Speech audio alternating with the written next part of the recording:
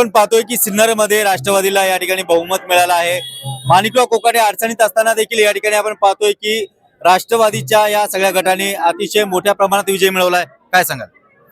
या मी एकच सांगेल, या सर्व विजयाच्या मागे साहेबांचा खूप मोठा आम्हाला हात आहे। साहेबांचेच आशीर्वाद आहे का हा विजय मिळाला आहे। आज सर्वांची साथ आणि साहेबांची साथ त्यात अगदी माणिकराव कोकाटे यांची साथ असल्यामुळे विजय मिळाला असं यांचं मत आहे। काय सांगाल?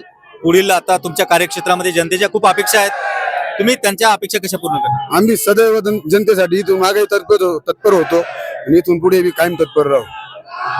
आपण पाहतो की या ठिकाणी राष्ट्रवादीच्या या नगरसेवकांनी या ठिकाणी सांगितलं आहे की आम्ही तत्पर आहोत आणि विशेष म्हणजे यानंतरही तत्पर राहू समाजासाठी, आणि त्याचबरोबर माणिकराव कोकाटे हे आमच्यासाठी आधारस्तंभ आहेत असं वचन या ठिकाणी यांनी दिलं आहे।